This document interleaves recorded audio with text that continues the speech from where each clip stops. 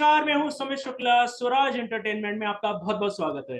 आज हमारे साथ में है बॉलीवुड एक्ट्रेस प्रीति जिंगियानी, जिनके बारे में बताने की मुझे कोई जरूरत नहीं है। आपने इनको मोहब्बतें में देखा होगा।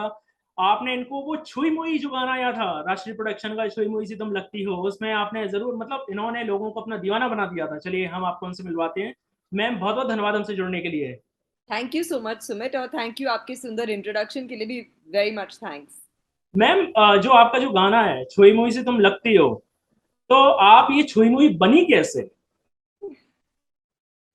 बनी कैसे?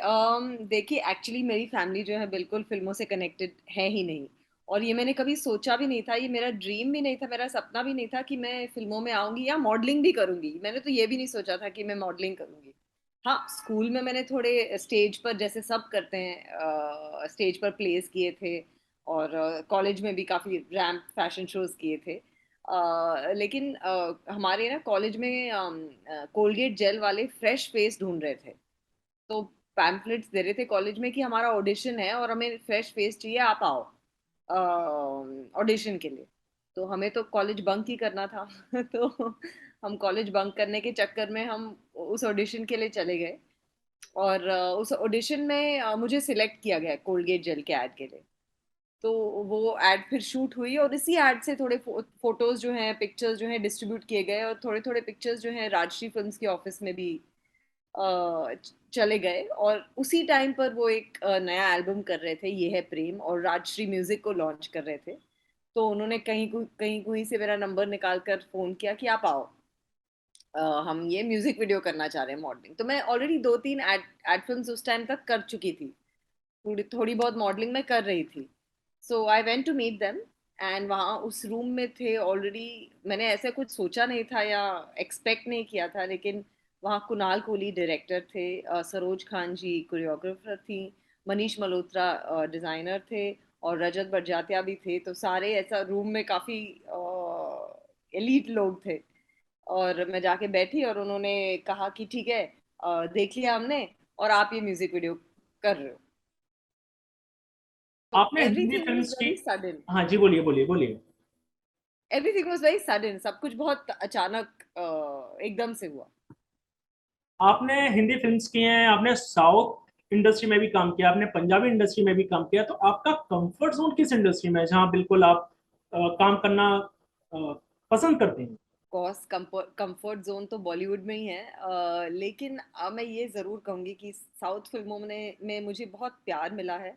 बहुत टेक्निकली भी बहुत ब्रिलियंट है वो, जिस तरह से एक लेडी को शूट करते हैं, और जिस तरह से आप एक साउथ फिल्म में लगते हो। I think you know there cinematographers are brilliant. Of course we have brilliant people here now in Bollywood as well, but उस टाइम जब मैंने काम किया था, तो उनका प्रोफेशनलिज्म, यू नो, टाइम पर आना बिल्कुल शार्प। अगर 6 बजे का शूट था सुबह का, तो 4 बजे इवन जो सबसे बड़े हीरो होते थे वो रेडी होते थे। चाहे वो पवन कल्याण जी हो, या नरसिम्हा नायडू में बालकृष्ण सर हो, या अधिपति में मोहन बाबू सर हो, शार्प टाइम पर वो रहते थे सेट पर। तो that was something I really appreciated, क्योंकि मैं भी हमेशा, अगर मुझे 5 बजे कोई बोलता है तो मैं 5 बजे वहां पहुंच जाती हूँ। आजकल एक नया चलन आ गया है, वेब सीरीज, ओटीटी प्लेटफॉर्म। क्या आपको कुछ वेब सीरीज के ऑफर नहीं आए, या तो सीरियल्स के आपके ऑफर तो आए होंगे आपको? देखिए, यस, बहुत से ऑफर्स हैं। मैं वेब शोज के भी और सीरियल्स के भी, लेकिन मुझे थोड़ी टाइम की कमी है, क्योंकि हमारा एक पूरा कंपनी है, स्वेन एंटरटेनमेंट प्राइवेट लिमिटेड, जो मैंने अपने हस्बैंड के साथ 10 साल पहले स्टार्ट किया था। 10 साल से भी ज़्यादा हो गया अब तो। तो हम वो एक फिल्म प्रोडक्शन कंपनी है। एक हमारा डिजिटल सेक्शन भी है, जहाँ हम the MMA India show, sports India show, fitness India show वगैरह रन करते हैं। और फिर हमने 3-4 साल पहले द प्रो पंजा लीग भी स्टार्ट किया था, जो एक आर्म रेसलिंग लीग है। तो बहुत सारी चीज़ें हैं जो चल रही हैं लाइफ में। तो अनफॉर्चुनेटली एक्टिंग को थोड़ा बैक सीट लेना पड़ा, लेकिन मैं डिसअपॉइंट नहीं करूँगी किसी को, क्योंकि जल्द ही ओटीटी पे आप देखेंगे मुझे वापस एक ओटीटी शो पे, और एक फिल्म भी है जिस पर आप देखेंगे मुझे। आप एक म्यूजिक वीडियो से रातों रात फेमस हो गई, फिर आपकी एक ब्लॉकबस्टर फिल्म मोहब्बतें आई। आफ्टर देन आपको ऐसा नहीं लगता कि आपको जिस पीक पर पहुंचना था, कहीं ना कहीं आप वहां नहीं पहुंच पाए? शायद हो सकता है कि निपोटिज्म इसका एक बहुत बड़ा एक फैक्टर हो। ये सवाल मुझसे हमेशा पूछा पूछा जाता है कि आपने इतनी बड़ी फिल्में की तो क्यों नहीं आपका करियर एकदम सी। मुझे लगता है कि मैंने उसके बाद भी काफ़ी बड़ी फिल्में की। आई मीन आवारा पागल दीवाना, या हो वाह तेरा क्या कहना, एलओसी, या एक फिल्म आई थी चांद के पास चलो, जो भी बहुत ही नॉर्थ में एक बहुत बड़ी सक्सेस रही है। तो अनर्थ, आन विद मधुर भंडारकर, ये ऐसा तो नहीं है कि मैंने फिल्में नहीं की। और मैं अभी भी, मुझे नहीं लगता है कि मैंने एक ब्रेक लिया है, क्योंकि अभी भी मैं इतने शोज और इवेंट्स कर रही हूँ कि मुझे अपने फैन से एक कनेक्टिविटी रहती है। So I have not felt that I have taken a break, और दैट कि जहाँ तक पहुँचना चाहिए था करियर वो नहीं नहीं पहुँचा। ये सब चीज़ें मेरे माइंड में आई नहीं, और ये मैंने सोचा ही नहीं है। लेकिन ये सवाल हमेशा आता है। लेकिन आई विल अश्योर यू कि स्क्रीन पर और ओटीटी पर you will see me soon. I'll wait for the producers to make the announcements. आपको ये मोहब्बतें फिल्म मिली कैसे, जो कि 2000 की एक ब्लॉकबस्टर फिल्म रही?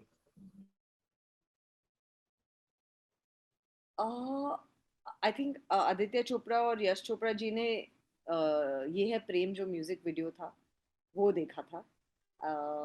और वही म्यूजिक वीडियो देखकर उन्होंने मुझे फ़ोन किया, मेरे घर पर फ़ोन किया, और मैं और अपने फादर मिलने गए उन्हें। और उन्होंने बस ये कहा कि उन्होंने कुछ स्क्रीन टेस्ट या कुछ नहीं लिया। उन्होंने बस ये कहा कि आप आ जाइए और ये फिल्म करनी है आपने, और ये तीनों रोल है, और जो रोल आप करेंगे, जो रोल हम सोचेंगे आप तीनों रोल में फिट हो सकते हैं, लेकिन हम आपको किरण का रोल देना चाहेंगे, तो आप प्लीज आइए और कुछ ये रोल ऑडिशन करिए। हुआ था क्या, जस्ट ओनली एक म्यूजिक वीडियो देख के यू आर माई किरण, ऐसा कुछ? There was no audition. There was, I only met Adi with my father. There was no audition at all. बिल्कुल कोई audition नहीं था. Sure, it was a pleasure speaking with you as well. आज के लिए बस इतना ही। मिलते हैं जल्द एक नई शख्सियत के साथ। नमस्कार।